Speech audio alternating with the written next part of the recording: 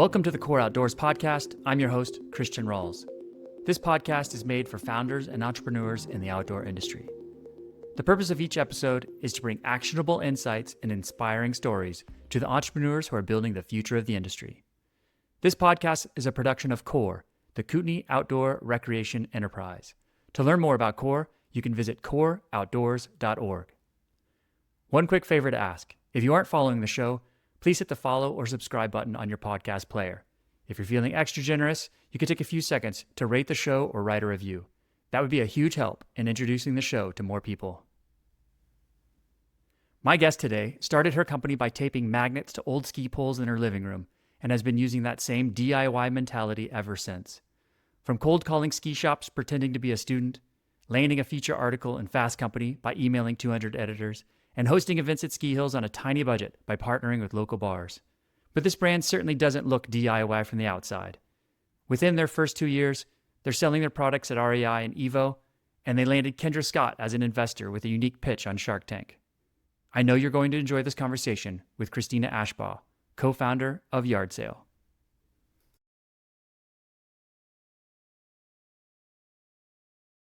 In doing some research about you and just like looking into the business more, I should back up and say somebody sent me an article about Yardsale months ago and said you should have them on the podcast. So I should say thanks to Brent for pointing Yardsale out to me in the first place. And as I've done some research on you and learned more about the company, there's something that rises to the top for me.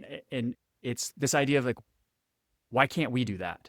It seems like something that's like kind of in your DNA. Yeah. And I see that in updating the ski pole. It's like, why can't we do that? Advertising on New York City subways, like, that's kind of crazy. Why can't we do that? And then the one I learned about recently was on your Shark Tank episode, is that this royalty, you just like threw in this like back pocket royalty thing, and it threw actually the sharks for a loop. So that's kind of the theme that I want to play on in this conversation, is this idea of, and I could be wrong, I'm totally projecting here, but it's like, why can't we do that?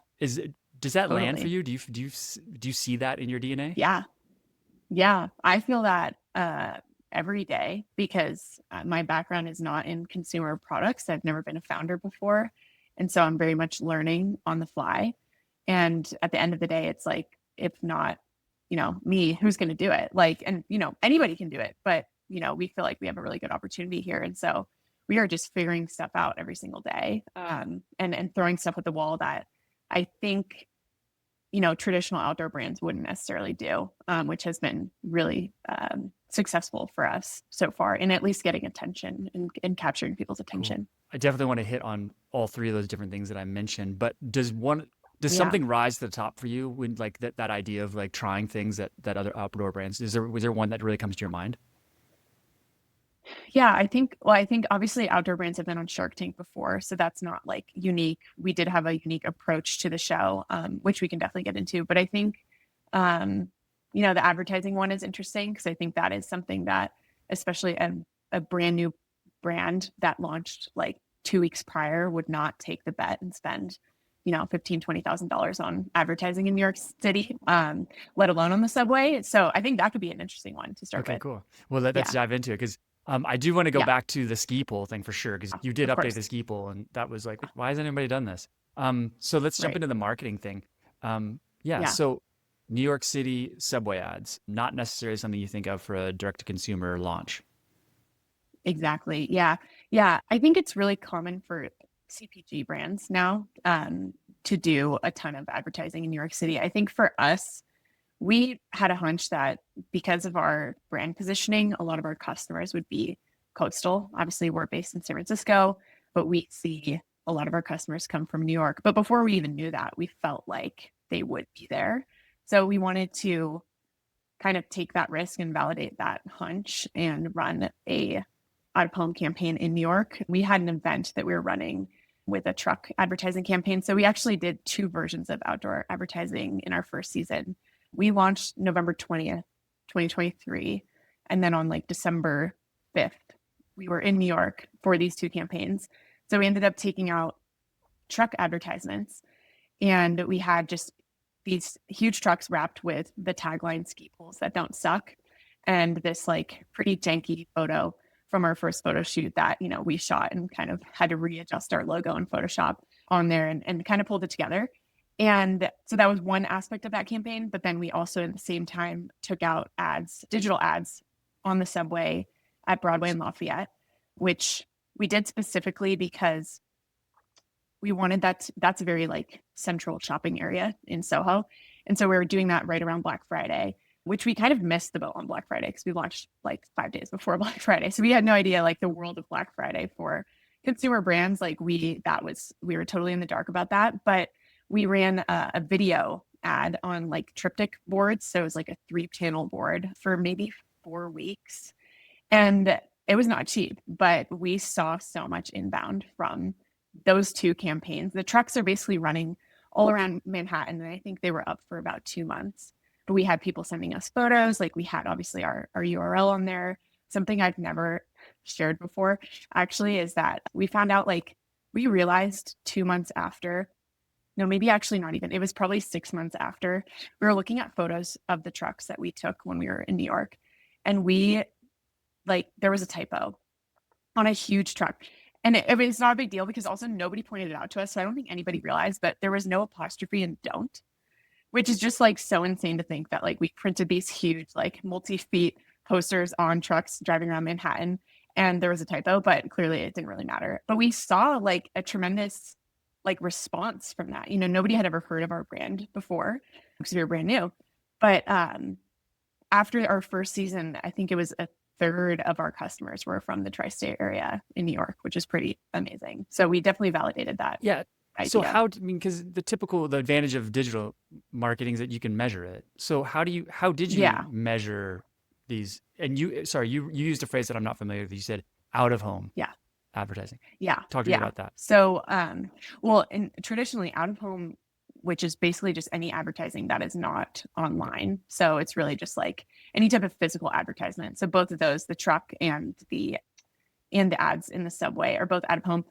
They're really hard to measure because you are getting a ton of impressions. Like you are in one of the largest subway stations in New York City. So there's tons of people passing by the ad every day, but you have no real idea. Like you cannot really measure it. So it is really difficult. But I think our digital ad strategy, so like Meta and social and Google in our first season, was incredibly unsophisticated. So we felt like we could attribute a lot of that success in New York to those ads. But I think what was also helpful is more anecdotal feedback. So we got reached out to by our REI buyer who had seen our New York City subway ads, or an editor from Ski Magazine who had seen our New York City subway ads. So it was like we were reaching the right people there. And I think we really felt like we wanted to make that investment because we are obviously an outdoor brand, but we're trying to approach things a little bit differently.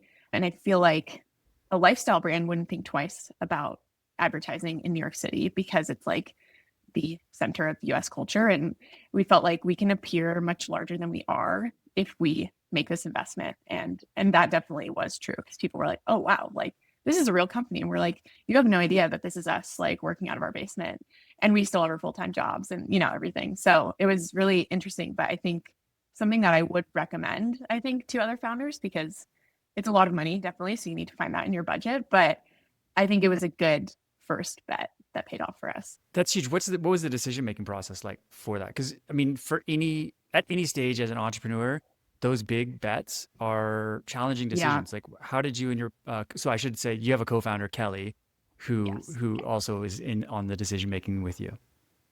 Yeah. Well, we didn't have a very thorough decision-making process, and we still don't, honestly. Like we are very like gut-based. It's like, does this sound good? We'll run through maybe a quick pros and cons list. We're like, yeah, that sounds great. Like that would be awesome. And we kind of think like, would that be cool? Would it resonate with the customers? Is it a huge waste of money? And if like, all things check out there, we're just like, sure, why not? And I think especially at that time, we didn't have a lot of time to dwell and think, and like, we didn't have a lot of data either. So we were kind of like, we have to throw stuff out there, and we'd rather try to test it on something, more quote unquote cool than just like throw money at Meta, because like we felt confident that would work. And I felt confident that PR would work and, working with influencers would work. And that was just like, that's kind of like a tried and true playbook. And obviously, so many brands use out of home advertising. It's not new. We're not the only people that do this, but I think we were just like, would that be awesome? And would it capture people's attention? And both things, we said yes to. So we Yeah, sent it. nice. Going back to why can't we do Yeah. that?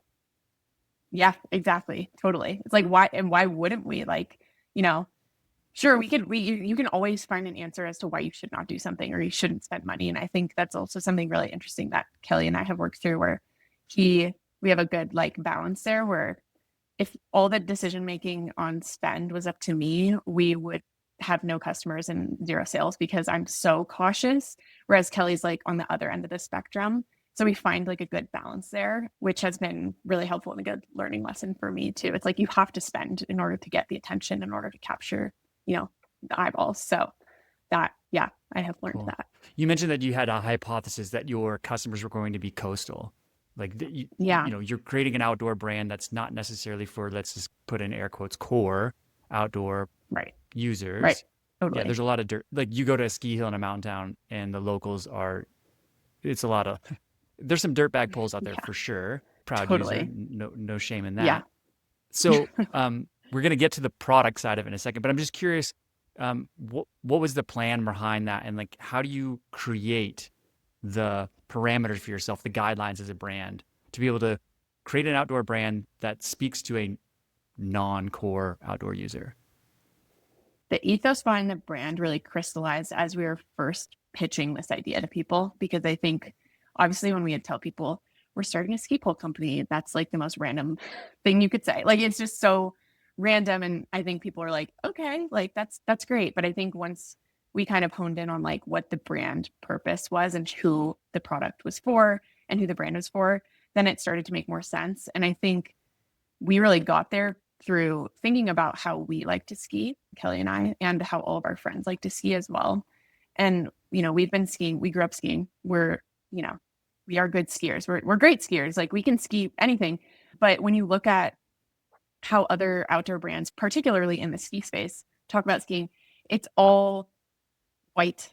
It's all blue. It's cold. It's icy. People are jumping off cliffs. Like it's focused on the extremes and not on you know, the little in between moments of skiing that really make that sport so special for people.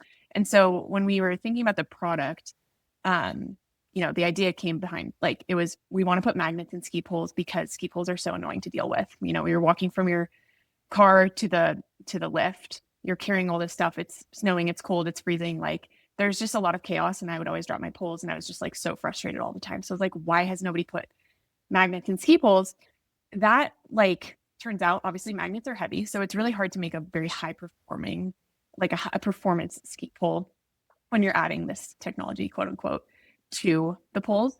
So we were like, okay, this isn't going to satisfy like the hardo skiers. That's how we reference the kind of more core customer group, because they either like use dirtbag poles, which I also did before too, and they were so beat up and horrible because nobody cared about ski poles. Like that's not a relevant piece of gear.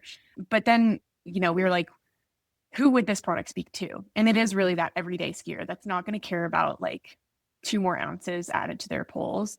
They're going to care about the experience improvement. And so that's kind of where we started to then build like the Yardsale world around. And we call it like the 90% of skiers, because I think ultimately, though, yes, the core community is big and there are a ton of, more hardo skiers, like most people skiing are there for the little moments. They're there to enjoy the time with their friends, and they don't need to be the best on the mountain. They're not striving to be the fastest. They're not doing first chair, last chair. And that really I felt like we felt really good about that after talking to all of our friends and kind of pitching Yardsale in that way. And they're like, yes, like that's what I love about skiing too. Maybe we should get into the ski poles themselves. Like, so Yeah. um, there's different components to your poles. What makes them different? I'm really curious. I want to Yeah. go back to like the concept in the first prototype because I think that's really Yeah, interesting because totally. what that looked like. And then how did you iterate to get to the place where version 1 came out?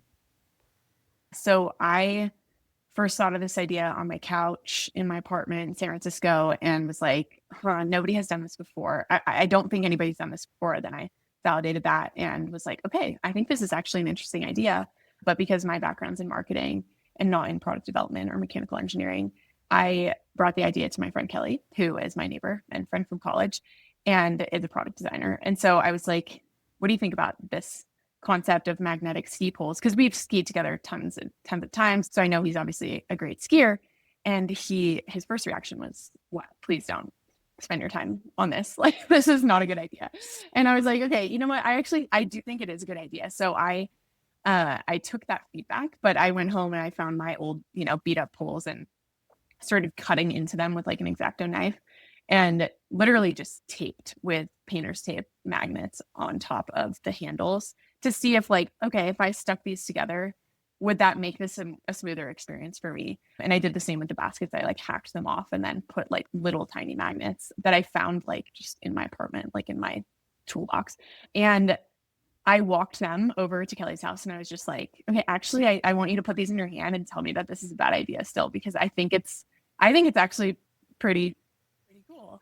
And I think then he was like, okay, actually, you know what? This is interesting. And so from there, we got a 3D printer. I think we bought one on Facebook Marketplace for like $500, which was a lot of money at the time. Obviously, it's still a lot of money. And we started printing and making like more. Actually, I think first we bought Model Magic, like literally from Crayola, like from Target. And then we made a bunch of forms and started taping other types of magnets to them. And then from there, we just started like getting a little bit more sophisticated and made a proper prototype with a 3D printer and tried to hack that onto an aluminum pole.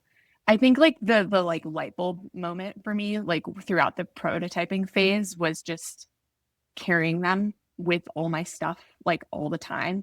And I was just like, there is something here that I think is sure, it's a trivial improvement to your ski day, but that the magnetic part of the poles is only, a small part of like why I think the product is great and why I think customers really like it. Because then once we validated that the technology, we could get there with the technology of like integrating magnets, we were like, okay, what else do we need to do with this product to make it more interesting? And I think when you look at traditional ski poles out there, I mean, I'll say it, I'm the first to say it, like they're all really ugly. Like they're just all ugly and they're really cheaply made. And I think we were like, okay, we should obviously be able to make these look better. And then we could make other improvements with the strap, because I think that's the second like biggest frustration that I had with ski poles is like, it's so annoying to get your like fat glove through the tiny ski pole strap, especially if you're at the top of a lift and it's snowing and blowing wind and everything. And so we made some prototypes there as well and tried to just improve that whole experience. But I think like the combination of the product design side and the aesthetics of the poles make them kind of what they are and why people really like them. Yeah. And then they're customizable, right? You can add different components or different colors to make it your own. Yeah. Yeah. That was something that Kelly threw out there when we were kind of getting deep into this, world before we launched, is it would be really interesting if we could make them modular. There's two benefits to that really. It's one, of course, you can customize every component. So the straps, the handles, the shafts, and the baskets. But two, I think, I had never broken a ski pole, but I've certainly bent poles before. I think it's a very common experience. Like aluminum is malleable. It's very strong, but it's also like you're skiing and that's an intense sport. And so what's sad about when you bend or break poles is like you have to throw the whole pole away, which is so wasteful. And we thought, okay, if you can just make them modular, if you ever bend or break the shaft, you can just pop off the handle, take off the basket, replace the shaft, but keep all the plastic parts so you don't need to throw those away. And I think that we saw it in our first season and last season as well, 60% of customers customize them on our website, which is really cool. So I think it is fun to be able to like make this product more tailored to you and what you're wearing. And, there's just nothing else like that out there. And customization is very cool and it's a great selling feature. I want to talk about the challenges that come with customization from an operation side, because my SKU count brain just is like, whoa, hold on. Oh my gosh. hold on. Yeah. But we'll get to that. Yeah. We'll get to that. How did you validate the product? So personally, you and Kelly are like, this is great. Look, magnets, this is genius. Why doesn't everybody do this? Yeah. We can do this. But it's a big leap to say, okay, now I'm going to go buy tooling. I'm going to go invest in a production partner overseas. I'm going to do all this stuff. Did you go through a market validation process to say like, okay, it's not just us who wants this? Yeah. Yeah. That's a great question. I think the best part about Yardsale to us is that we are the customer. So we're building products for ourselves. And what's fun about that too is like, it's also for all our friends and family and like people we know that ski the same way that we do and approach the sport in the same way that we do. So we didn't do any formal validation, but we texted and emailed, like, I would say about between the two of us, like 100 people. And our question at first was actually, and I have all the screenshots of this because we put it in our first pitch deck, was we would text people blind. They didn't know what we were working on at all. We had not mentioned it. And we would just say, can you remember the brand of ski poles that you have? And then can you name anything that you like about them? And people, even people who had bought their poles that same season, were like, I have no idea. Because like nobody cares. Like nobody has ever cared. And then they were just like, no, there's nothing I like about them. They're a ski pole. And so we're like, okay. Then we'd tell them like, okay, well, we have this idea for, a magnetic ski pole that looks better and whatever. And they were like, oh, that's really interesting. And so I think it wasn't like people were like, that would change my life. Like, obviously it's a ski pole. Like we're not curing cancer here, but I think that was really validating. We also called a lot of ski shops. We would just cold call and we would ask them like, what are you like, what points are you using to sell poles? And they were like, nothing. Like we don't have anything to actively sell people on. The only consideration people have is color. Like all they care about is color. So if we have like a pink or we have like a nice bright color, that's what people buy. And so that was really interesting because we were like, okay, there's an opportunity for ski shops to make more money if they have a higher quality, higher price point product that actually has differentiation.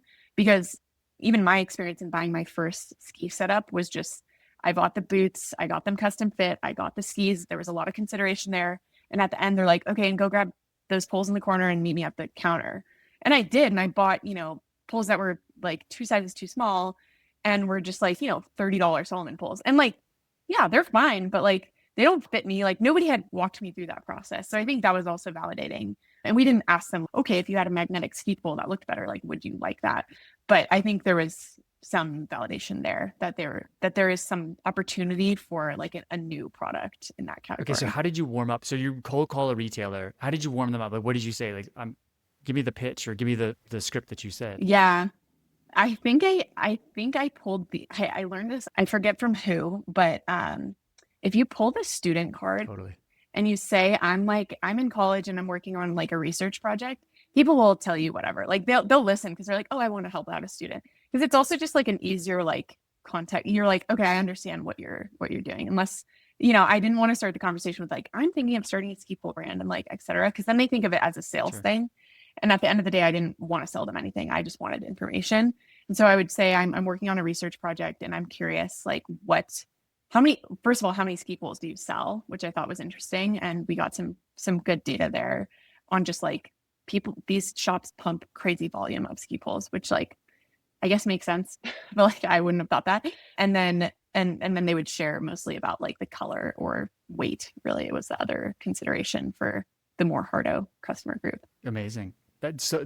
really smart. That's really interesting stuff. I mean, I guess if you just say, Yeah. I'm a student doing a research project. I mean, I'm a student of life doing a research project. Right. Right. Exactly. Like they weren't like, oh, where do you go to Totally. school? Like they don't care. They're just like, sure, I'll talk to you for 3 minutes and then I will hang up the phone. Perfect. And that's all I needed, which is great. Yeah, that's so good. Yeah. Yeah. Okay, so I just want to dive in a little bit more to the design. So you have the design elements. You came out with version 1, but you quickly in season 2 you came out with a second version or another option. Like, Yes. Yeah. was that in the product roadmap to start? And then follow-up question is, I mean, if, as much as you can divulge, what's the future of ski poles? Totally. Yeah. So we called it the P1 poles. That was the best name we could come up with at the time. We're like, it somewhat sets the stage for a system here. So we're like, all right, this is good. And those were just we position them as resort poles. So then in our second season, pretty quickly, actually, right after we launched, people were like, I want an adjustable pole. People would email us, DM, comment on social media. I want an adjustable pole. Are you making backcountry poles? Will you do carbon fiber? And so we were like, okay, this is really interesting. People want, maybe more of a hybrid pole or a backcountry pole. So in our second season, we made some updates to the P1 poles, mainly in the handle. We added some contour so that they're a little bit easier to grip ergonomically. And then we launched the P2 poles, which is our hybrid backcountry pole. And it was adjustable and it has a longer foam grip so that you can kind of grip down, but it still has the magnets. And we also launched powder baskets, which were the other highly requested item, which totally makes sense. And what we wanted to do with the P2 poles was avoid the clasp system because we heard and had personal experience with like the clasp adjustment that it fails all the time. And so we use this button adjustment system like crutches would use, which there's pros and cons to. We just kind of sunset that version of the product, and we're kind of working on something new for next season and exploring carbon fiber just for the weight considerations. But we also launched last season P1 Mini at the same time with the P2 hybrid pole, and that was really just for kids, which was another requested product from parents because people buy, kids are growing obviously, and so you don't want to have to buy a new pole every season or two seasons. So it's fully adjustable from like age 5 or 7 or so to like 12, which is great, and also has all the same magnetic functionality. But I think moving forward, in terms of poles, we feel really good about P1. Like it's in a really good place. That is the most popular product. We're working on a new version of, we're going to call it P3. It's going to be a proper backcountry pole. And we are exploring carbon right now and just trying to work with the cost because that obviously makes things more expensive and oftentimes more brittle. So, we still want to offer our lifetime replacement policy on our shafts, which if you ever bend or break the pole shaft, we'll replace it for free for life, which is great. Yeah. And I think that's also a big selling point. That's been a big selling point for retailers as well, which is great. That's huge because people are breaking stuff all the time. Yeah. And like the aluminum shaft, at least pre new tariffs, is the most affordable part of the entire pole. So it's like not a huge cost for us to offer that, which is great. And we always want to, I just feel like that's a good selling point for the environment and for customers, of course. But yeah, I think another exciting thing, well, and this is more about like our product expansion generally, is after we were on Shark Tank last year, the biggest request we got from people was to make trekking poles, which is kind of an obvious next, evolution of the brand. And so we are working on trekking poles as well for the spring, which is fun. Very cool. Okay. Yeah. We're all over the place here, and that's me taking it that way, and that's okay. No, that's just how it works. I'm really curious. I want to come back to, okay, so you have ads in New York City of trucks driving around, and you are in the hub of like Soho, right? So that's an obvious place. You've gotten a lot of really good press in really good publications. So do you attribute some of that to being where you were, like visibly in New York City, kind of the hub of where those PR people are going to be, right, doing visits and seeing other products? Is that the connection, or do you have a whole different PR strategy that you're working out of your back pocket? Yeah, that's a good question. That was definitely a part of that like thinking behind New York, but we kind of have a different strategy, or at least we did in our first season, which was successful, though a huge time commitment for me.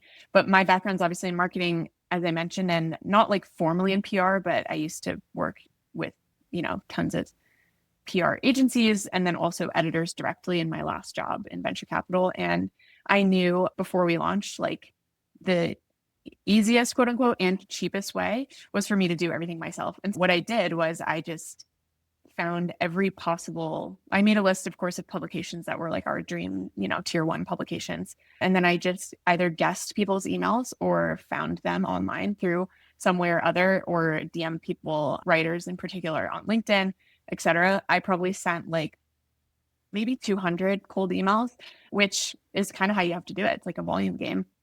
And I would alter the pitch and just kind of like try to see what stuck. Most people did not respond, which is totally valid. Like we didn't even have a functioning website, and I didn't have like photos of the finished product. So like I understand, like I wouldn't respond to that if I'm an editor. I'm just like, what are you talking about? But I said, we're launching in November. We have this new concept for ski poles, and we have this, I would explain, our thinking behind the brand. And we got one response from the design editor at Fast Company. And he was like, this sounds really interesting. And I think my headline of like ex Apple engineer, that's Kelly's background, helped design a new ski pole really caught his attention. And so Nate wrote that article and it launched December 18th. And that was really like the turning point for the brand. We had been in business for maybe, like 2-3 weeks. And the orders just like exploded, which is crazy. Like PR just absolutely works and worked really well for us. And it continued to work. They shared that article in their newsletter. It was on the homepage for 2 entire days, which is crazy. And so that was really cool to see, like, it was a deep dive. He interviewed both of us, and it was a deep dive into our thinking behind the product. And it resonated with people, and our target customer audience is definitely reading Fast Company, we learned. So I think that was really successful. And then I think from there, once you have one really good hit, and that was a great piece, other people are interested. Like, there's FOMO of like, okay, this is a new brand, like this is really cool. And so we would just use that in kind of reaching out to more people. And then eventually, once we had the product, we would seed it to folks and then get, review pieces and things like that. But the fact, I mean, Nate wrote that piece without ever holding the product. Like, we did not have it for him to touch or feel. So it was amazing. It was just, we are very grateful for him. That's a good hook. Ex-Apple engineer, ex-Apple designer. Is that what it was? I think, yeah. And I think he even used that in the headline, which is why it was so like attention grabby. I think it was former Apple and, designer reinvented the ski pole, which is so funny because like a lot of my friends are Kelly's friends too, but they're like, this is like Cristina Erasure. Like, you're not involved. And I was like, guys, like, this is the best possible outcome. I'm so stoked about this. And I think that piece is still linked in my email signature. So that has paid several dividends for us. That's great. So so great lesson. It's a volume game. Are you still using that strategy? I mean, obviously now you've got traction, so it makes it easier. But what advice do you have to people who are going to go play that game in the future? What would you do differently, or what works in hindsight? So in short, no, we have gone through a few different types of agencies. So because, after that things started to pick up, I did not have time to, be scraping the internet for people's emails all day. Like, it is time intensive. I would say for any founder, like starting out, like, you should do it yourself, because I think agencies are really expensive. They're, I would say, hit or miss. We've had great experiences and not so great experiences. I think it's common for agencies to want to overpromise and underdeliver, which I think is a silly game, especially in PR, because you have no guarantees. Like, unless you are the writer at this publication, you have no way of ensuring that they will actually write about you or care. But right now, I guess in looking back, I wouldn't change anything. I think that was totally the right move. It takes time, but it's good practice to develop your pitch and like get feedback from people and just have that Rolodex built of like people that maybe did respond. Right now, we work with an individual consultant who's wonderful. And I think that that's probably a really good place for people in the first few years to do. And ultimately, like in PR, all it comes down to is either having enough time to email a ton of people or knowing people and having relationships. And so our consultant has great relationships and has helped us seed to a lot of people. And we've gotten great results from that. But definitely momentum also helps. And, the more coverage you get, the easier it does get in the long run. It's interesting. On the marketing side of things, you have done a really good job of having in-person events and finding creative ways to meet your customers where they are. That's something we talk about a lot on this podcast, is that, for early stage brands, like being where your customers are, like physically being where they are and interfacing with them is really powerful. What are the ways that you've used in-person events, and what are some of those events that have worked for you? I think events are critical, and they're also so time intensive, especially for a company with 2 people, which, we've been a team of 2 for the past almost 2 years, and we just brought on a 3rd team member. But I think for us, what we learned quickly is that resorts charge insane amounts of money if you want to activate at them. Like Aspen Mountain quoted us $10,000 to put a tent at the base, which, was not in our budget at the time. It's of course in like, Svedka's budget, or like Golden Goose or what, like it's in those large brands or Jaguar or Jeep or whoever. That was not in our budget at the time. So we had to get creative, and something that Kelly and I like to do is like have just like a weekly random creative brain dump session for all things, whether it's advertising or campaigns or events and things like that. And so we were like, okay, what's a way we can get around that, still be at the mountain, because that's obviously where the customer is, but not pay that kind of crazy fee. So something we did last season that was amazing was we worked with Alta at Gold Miner's Daughter at the base of Alta and asked if we could just open a tab and buy 100 Alta bombs and just give them out. And they were like, sure, like who cares? And so we could brand the cups, and we just opened a tab that cost us like $600. Like it's a very low cost way of getting people really excited because you're giving them, a PBR and a shot of espresso after a long ski day. And so we are trying to scale that version of event because I think it's fun to be able to work with the local business and not necessarily the mountain, just because, like I said, it's out of our budget. But something we also did last year is we purchased a 1979 vintage pony trailer on Facebook Marketplace and painted it and went on tour with Rivian to a bunch of resorts in kind of mostly the Rockies in Utah, and offered like a pole trade-in program. So if people brought their old ski poles to us, we would recycle them and then give them a discount for a new pair, which was really fun. But again, that was an insane time commitment. Like we were on the road for 3 weeks, hauling around a very heavy trailer with an electric vehicle that required us to charge about every hour. So it took us 21 hours to drive from San Francisco to Salt Lake, which we did in one push. But like that, I don't think we're going to be doing that again. We are selling the trailer, unfortunately. But things like that, it's just like, what would a bigger brand not do? Because they're too big, or maybe they're not able to greenlight things so quickly, or just go out on the road so fast. Those kinds of things I think have been really fun and definitely catch people's attention. Amazing. Did you partner with Rivian? Did they? We did. That helps too. Yeah. Which was amazing. Yeah, exactly. Like we pitched them on this like sustainability angle, and we not to greenwash. Obviously, like we are not a sustainable brand. We are making products. Any brand that makes products, I think, is not sustainable. I think there's like a huge conflict there, but we pitched them on the fact that we're trying to take in these old aluminum poles with plastic and responsibly recycle them so that people can then be a part of our circular shaft system, which they loved. And they're actually great partners for small businesses. They love partnering with small businesses. So they were wonderful, cool. Which is great. How do you set that up? So if you're going to all these different places, like, did you just do it kind of guerrilla marketing style and not ask permission and just show up in the parking lot, or did you have to go through hoops? Yeah, pretty much. I'm trying to think of where else we went. We did something in Crested Butte. Yeah, we kind of were just like ask for forgiveness on that. Totally. Like I think there are certain, I'm trying to think of where else we did. Oh, the other thing that we did, which was great because now we have a lot of retail partnerships, like particularly with REI, is we asked them if we could pop up outside of their store, and they loved that because they're like, of course, like, they're very open to that. So I think working with retail partners is great. Like we did that in Salt Lake and we handed out hot chocolate, which was really fun. And so I think I would recommend asking for forgiveness to a degree, Sure.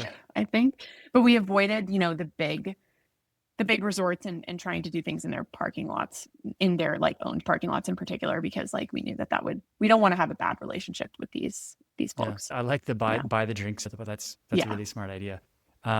Totally. Maybe there'll be more of that in the future. Okay, so we've alluded to the Shark Tank thing, and I want to jump in for a second about the Shark Tank because it was pretty interesting. Spoiler, you walked away with a really good investor, and that has led to a bunch of really positive things for the brand. Tell me a little bit. Yeah. So I alluded to the idea of you came in with this back pocket deal of essentially a royalty. So that was surprising. It really, when I watched the episode, it surprised the sharks, and I was like, oh, that's interesting. I don't watch a lot of Shark Tank, so I don't know if that's a normal thing. It didn't seem normal to me. Usually people come in have some ridiculous equity on it. Like, my ping pong table is worth $3 million, whatever it is. Right. So what was the thinking about in the preparation going into Shark Tank? And then, what did you come out of it with? Yeah, in preparation, we watched probably every single episode out there. So there were I think 15 seasons before ours, and we had all our friends and family do that. And we had a spreadsheet and we were like, write down the deals and write down the structure.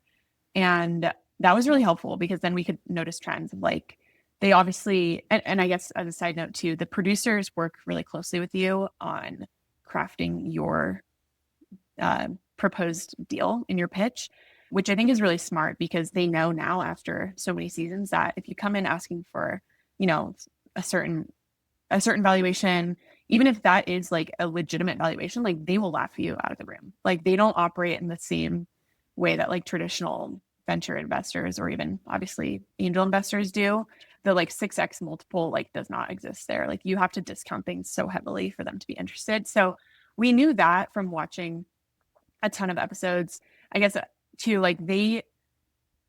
Yeah, they worked really closely with us on the pitch. I think you have to like bring this like crazy energy that felt like I feel like I'm a fairly calm person. Like I'm not an actress. Also, like I don't have this like chaotic, like crazy energy. But like they hammered that into us. They're like, you need to come, you need to like play it up because even up until the day you film, like they can cut you. And so you do the practice pitch a few times in front of all the producers a few weeks before. And if you don't bring the energy during that call, they're like, okay, never mind, you're done. And you've been preparing for like 3 or 4 months at this point. So I think we went that direction because we knew that even after you film, it's possible they don't air you. And we were like, well, if we're doing all this, we want to air. So like, what can we possibly do to make this really entertaining? And so that's where we landed on the pitching them on a royalty because it is super uncommon. Like that hadn't happened very many times before. But we knew like because of our product margin, we can afford a royalty if we needed to. And so we went in. It's funny because if you look at, Reddit threads on our Shark Tank appearance, everybody's like, wow. And this is like, Kelly is amazing. He's so smart, good on his feet. They're like, the fast math was insane. Like nobody has any idea how many times we practiced every possible iteration. Like we had flashcards. We were testing each other for weeks. So I'd be like, Kelly, okay, 200,000 for 10% with a $7 royalty paid over, like we knew that down. And so that's why it went really well. It's like we were extremely prepared. But we felt like that would make it entertaining and thus increase our chances to air. And so that's kind of how we settled on that. Okay, that's amazing. That was very cool. So Yeah. you basically Yeah. had like 1,000 different iterations, and you just had them all. He had them all memorized. Yeah, exactly. He had them all memorized. And we also knew like, okay, we know at a certain point, we're not going to do the deal. Like we knew we had a threshold where we're like, we're not going to go down that path. And it was funny because I don't remember if I don't think they aired this part, or maybe they did. I can't remember. But at a certain point, all these numbers are getting thrown out. And one of the sharks is like, do you guys need a minute to like discuss? And we were just like, no, we're good. Like, we know it. Like, don't worry. We've been keeping track of this. And so I think that was really helpful. And they were like, whoa, this is crazy. And I think the viewers were also like, whoa, this is crazy. Like, this is, hopefully we came across as prepared or just really good at fast Yeah, math, I which thought he we'll was take doing either fast one. math, or I was like, he's winging it and just going to do the math later and then hopefully not regret it. But it looked amazing. Right, Good. It was right. great TV. Yeah. Great TV. So Yeah. you came out with Kendra Scott and invested in, is now a Yes. partner in it. So tell me a little bit about Yeah. that relationship and what that's led to. Because I do have friends and do have Yeah. acquaintances that have gone on Dragon's Den or Shark Tank and have gotten deals, and they just falls flat. It's kind of useless, Yeah. in the long run for their Yeah. business, or sometimes it's actually harmful because now they're in this weird partnership with somebody that doesn't really work for them. So yours does Totally. not sound Yeah. like it's been like that. Tell me about what's amazing about it. Yeah. Yeah. We lucked out huge. I mean, like, we are just so grateful for the experience of Shark Tank. I think, like, airing on the show was great. Like, we got a nice bump in sales. It was nothing crazy. Like, this is a niche, expensive product. It's not a couch purchase, but our partnership with Kendra has been like a total game changer for our business, which, if you had asked me before, we found out that she was the guest shark the day before. And we were like, does she ski? Like, she's from Texas. Like, we don't know. Like, is this going to work out? We were like, okay, we're focused on, some of the other folks in the room that we know ski. But like, we are so grateful that it worked out in this way because one, she does ski, which is great. But really, like, she has built $1 billion business. So she's done it. And she like is extremely smart and has really great advice. But more importantly, too, is like she has an amazing team at Kendra Scott that she's helped introduce us to. So we did, even after, I think it was before we aired, but after we closed the deal, we went down to Austin for a few days and spent like a few days on site with her team and partnered. Like, we were still at that point, we didn't really have a great digital ad strategy. Like, there were all these things that her team was able to advise us on, and we have really great access to them, which is wonderful. But we can text her at any time. We can email her. Like, she is available to us, and she's very busy, of course. So we try not to take up a lot of her time, but she's just been an amazing cheerleader and supporter strategically in the business, even though we operate in totally, different worlds. Like, she's in jewelry and we're in the outdoor industry. There are a ton of there's just a ton of overlap on business strategy that's been really helpful for us. Amazing. We've talked about tooling, creating hard goods is expensive to get off the ground. Yeah. Expensive Yeah. ad campaigns. You took on investment from her later. I guess what's your Yeah. outlook on like, how did you get the seed capital going? And then what's your outlook Yeah. on as you scale and grow the business? Like, what do you want to do and how do you want to take on financial partners and investment partners in the future? Yeah, totally. Yeah. When we started, we really got things going in like March of 2023 and we launched in November. So we had a really short period of time to find some capital because we needed to buy tools at our, overseas and get our product development going. So we raised friends and family money at that time and then invested our personal money, of course, Kelly and I both. That got us to launch, which was amazing. And then we were kind of churning and going from there, which was great. Then we did another friends and family round. I think we called that a pre-seed at that point in the spring, which carried us through to last year's launch, so our second season. And then Shark Tank, we got, Kendra's investment over the summer, which really helped us, honestly, which is so silly. They, obviously it's not good advice to take on equity capital for inventory financing, but that's exactly what we needed that money for. So she invested $250,000. We used that for inventory, which we needed last year. And that has just helped us. We have a almost profitable business. We were very close to profitability, which is wonderful. But what she's really helped us do is provide us with a line of credit that helps us get to the revenue goals that we, have our sights set on before we raise traditional capital. Because it's been really nice for us to have really 100% our cap table is just made up of friends and family, and then Kendra Scott, who now we consider a friend and family. And so we have been able to avoid traditional capital, which has been great for us just because we obviously like to do things a little bit differently and like kind of green light things as we go. And we don't really have to run, anything by anybody, which is great. But I think obviously at a certain point, we will need more capital as we grow the business, have a ton more tooling. It is really, really expensive. Like we have probably a few $100,000 worth of tools, on the business, which is a lot. And so it does require, it requires capital, which we have, now we're able to maybe push that out for another, 8 months to a year, which is great. Before you have to go back. Exactly. Yeah. Yeah. Okay. Yeah. That's good. So you're been able to move into wholesale relatively quickly. Like you said, the REI buyer saw you in and so, which is interesting. What is the REI buyer doing there? You'd think that, but maybe I know. You know what? It's also possible that she saw an Instagram post of our ads. Like we used that opportunity. That's another side benefit of out of home is like you can use photo and creative of that digitally, which then just amplifies like the investment there. But somehow she saw it, which is good. So within a few years or not even a few years, like you are quickly into retail doors, which is very impressive. And that's, a huge challenge for people.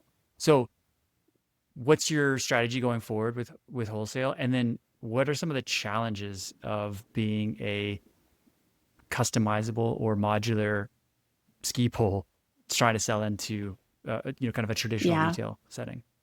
Yeah, we were lucky enough that like a month after we launched, we had a lot of inbound from wholesale, which is great. We missed that first season because they buy about a year in advance, obviously. But we established really great relationships with the big players like REI and Backcountry and Vail Resorts within our like real first year in business, which was wonderful.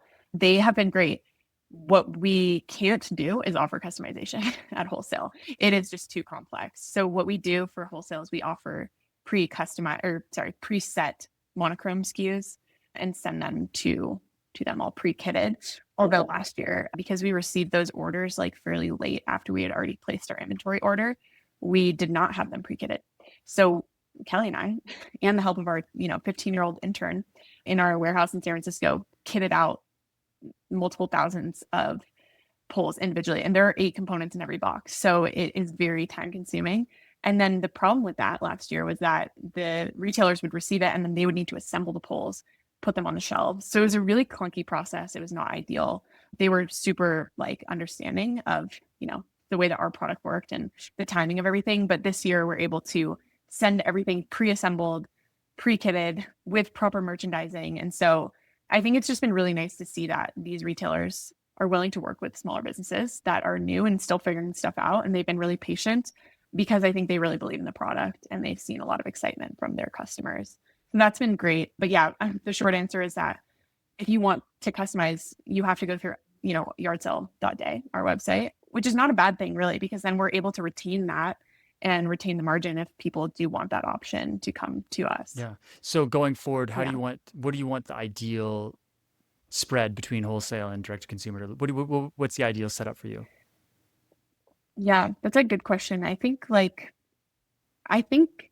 it's probably close to 50-50, I would say. Yeah, maybe 60-40 D2C to wholesale, just because, especially with the ski pole product, ski poles are often bought in mountain towns on the mountain. You forget you forget a piece of gear, you go to the shop and you buy it. So there's a real big opportunity to be seen there, which is great. And so we want to expand that. I think the challenge, of course, because you asked about the challenge of growing into wholesale, is finding reps that can help scale that process. Because so far we've done most of it ourselves. We've had a few reps here and there, but it's difficult. We also don't have time to travel to visit all these accounts. Like we can't do in-person merchandising completely ourselves. And so we are trying to actively find reps to bring onto the team to help scale, especially into more specialty retail and like those smaller one-off shops, because those are time intensive to get on board. But we want to continue to maintain and retain the large accounts ourselves, because we just feel like that's the best situation for us in the business. Right. So in that situation, you want to maintain that relationship with the larger accounts, not to get too Yeah. deep into the Yeah. woods. So I should back up. Sales reps and the need for sales reps comes up a lot on this in this podcast with conversations. It's hard to get somebody's attention as a sales rep, right? Yeah. And Yeah. I've also had conversations with sales reps on this podcast. And the fact of the matter is the demands on them are significantly different than they were 5 years, 10 years ago. Like now you're a marketing company, you're a sales analytics company, you're all sorts of different things for your brands and your retailers. So I get it from their side. That being said, not to get too deep in the weeds, are you looking for reps to open up new doors, but also service, like in that territory, they go to all the REIs and do clinics and those types of things? Is that the model you're going to work under? It's something we're open to, though. I think the better model is that we will retain, the relationship with those large accounts. We can do the servicing on those ones. Like we, up until a certain point, until we're in like all of REI's winter doors, which we're not, we're in like 6 to 10 right now. And they, I think, have 50, which is crazy. But I think that it's really helping opening the doors on the smaller accounts. That's huge, because we have really good relationships with the big accounts, and we are willing to kind of go out there and help set up Evo's merchandising and really like work with them. And I did clinics at REI last year. We went to Salt Lake, I went to New York City, and that's great. And I think the other important thing there too is like they really like working with the founders, which I totally get. I think it's like really special if you can be there in person and explain your product and your idea to the staff. Like that was really impactful for us last year. So that's what we want to continue doing. But it is really about like, getting the spread and the volume on the more regional accounts that's our goal. Yeah. I mean, nobody's going to care more about your product and do a better job of selling your product than you are. And that leads to something. You have a really good Substack, by the way. Thank you. So I will link to that in the show notes, because people should check out the Substack. So I've been a firm believer in get into a 3PL as fast as you can, because you want to focus on what you're good at, and that's typically not packing boxes and managing inventory from a founder's standpoint. Mm-hmm. So I'm always a proponent of like 3PLs all the way. I love them. Your story made me think twice about that. So going back to the idea of nobody's going to care as much about your product as you are. What's your experience with a 3PL? Because it sounded interesting. Yeah, totally. The like TLDR is, when we first got our first inventory shipment, it went to my parents' garage, and then it went to Kelly's garage, and we split it, and we were managing, the holidays and that first like fast company rush from ourselves, while also working full-time jobs. And I was going to the office 5 days a week. Like it was crazy. There was not a lot of sleeping involved, but it was really important, I think, for us. And we got a lot of advice from some of our advisors to keep a close watch on the product and really own it yourself, especially because ours was customizable. It was really complicated. Like it is not super straightforward to pack this box with 8 components. Everything is a different color. It was hard. So we maintained that ourselves until January, when we left our full-time jobs, and we were like, okay, we do not have time. Like you said, it's not also the best use of our time to continue packing boxes all day. So we found a 3PL, shipped everything there, got set up. They were great. Like they had, there was no malintent. It's just that, like you said, and like, we believe nobody's going to care as much as you do. And there were issues left and right. The SLAs weren't being met. And it's just like they have bigger fish to fry with larger customers. Like our volume was still not very high. And the customization is complex. So like I don't think it was like, we didn't give them the easiest product to manage. But that just didn't work. So we were like, you know what? We're going to see if we can find a warehouse in San Francisco, where the rents are notoriously so cheap and you can find so much space, and see if like it actually makes sense economically to do it ourselves for our second season. We did end up finding a space in Hayes Valley, which is great, and ran the numbers. And we were like, we would still save money if we did all of this ourselves and hired part-time fulfillment work or help. And so that's what we did. And we actually are continuing to do that for this season. We got a larger space as a part of our we actually have a new retail store, office, warehouse, and coffee shop coming to our neighborhood in Coal Valley in San Francisco this winter. But we're going to continue to do all of the fulfillment ourselves, just because we're expanding into a few different categories of product. Like we are launching an apparel line and getting deeper into other categories. So we just want to work out all the kinks of fulfillment ourselves before we hand that off to somebody else. How long do you want to stay? Do you want to be your own 3PL or your own warehouse for the inevitable future or for the foreseeable future? No, okay. You're getting out of it eventually. God, no, Okay. no, definitely not.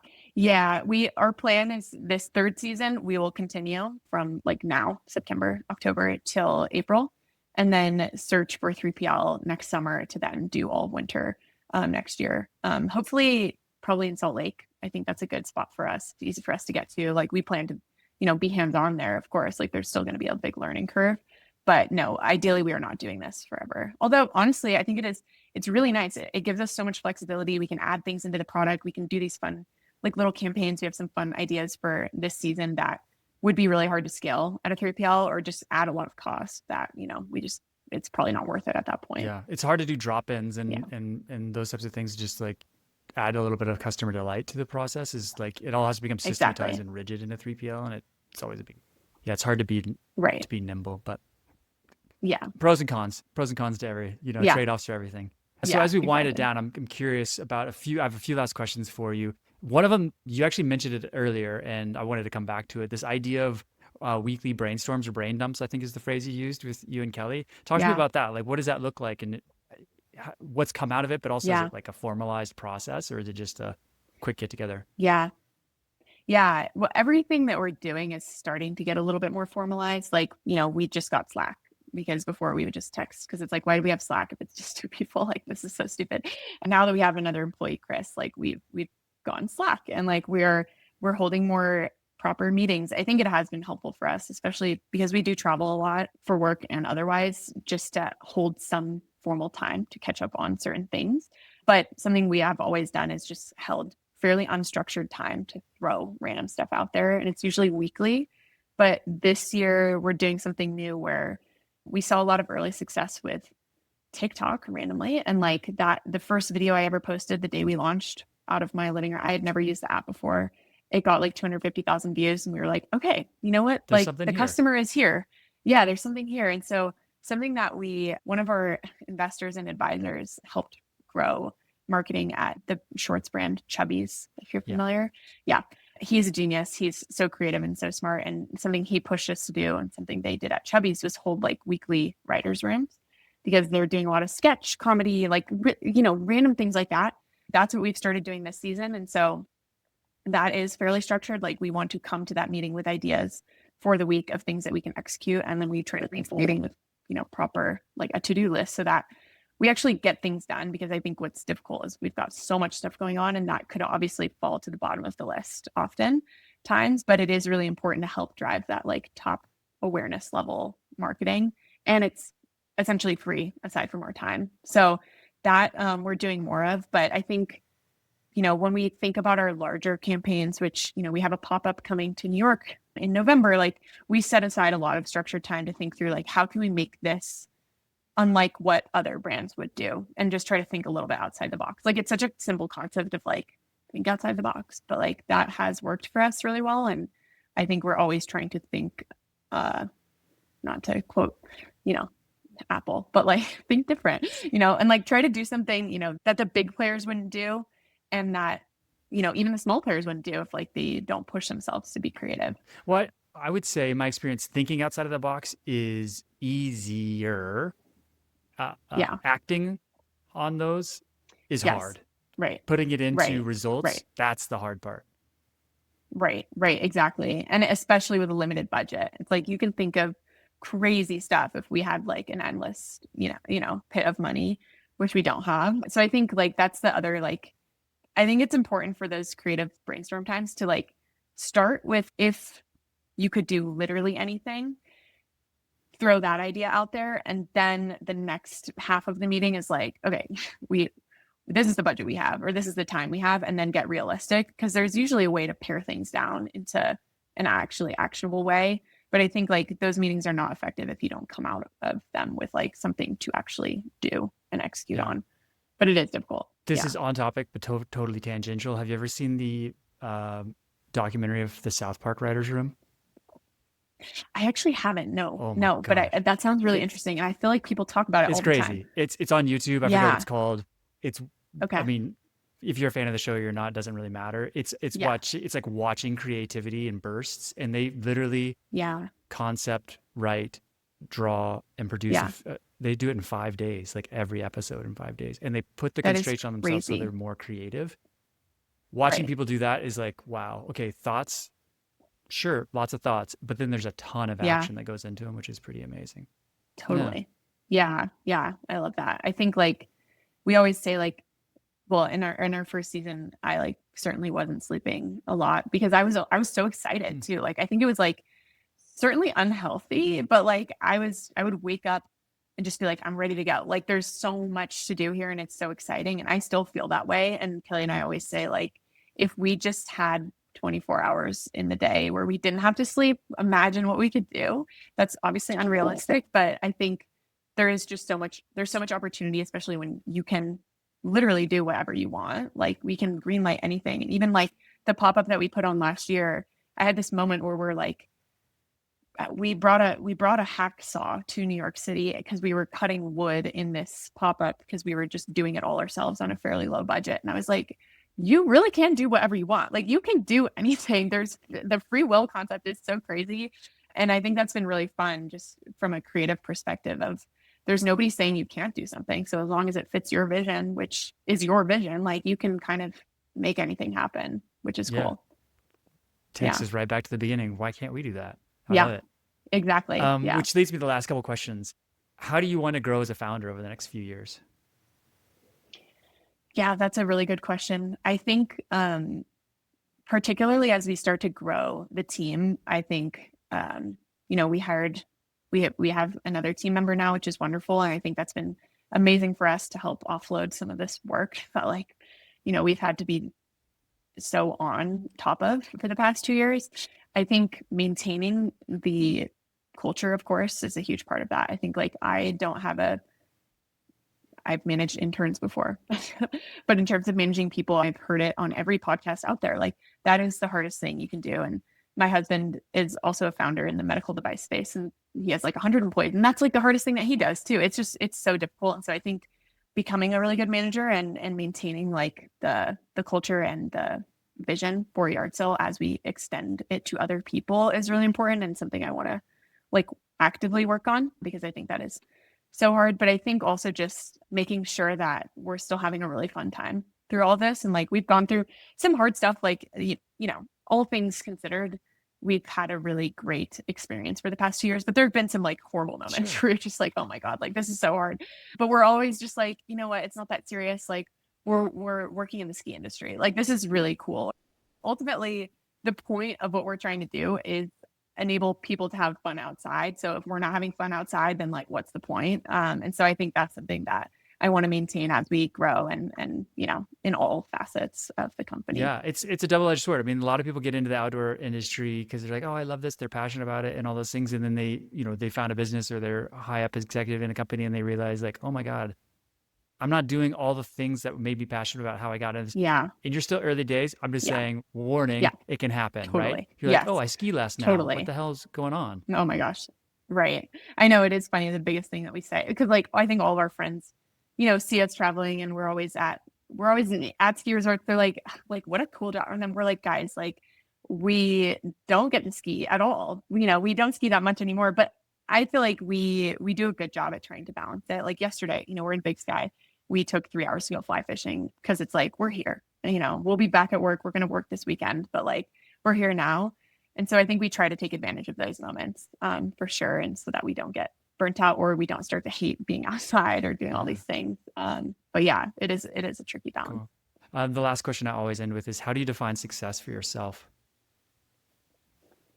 Yeah, that's a great question. As much as I would like to say like success is, or how I would define it is like by trying your hardest or like making sure you did your best. Like I think I grew up playing sports. Like I'm a fairly competitive person. And I think like success is like reaching the goal that you set out to do. And if you don't reach it, it's not that like you're a failure, but like you did not succeed. And like we try not to like sugarcoat it and just be like, well, we tried. Cause like at the end of the day, like we can't afford to just try. Like we have to succeed. We have to reach the revenue goals that we've set out. Like we have now an employee that we right. Like there's like, it's more serious than just us two having a good time. And so I think we try to set really realistic yet like ambitious goals, which I'm sure, every founder does. And I think the best way to go about like failing on those goals is just like figuring out why and not taking it personally and not taking it hard and just like continuing going. But success is like certainly just like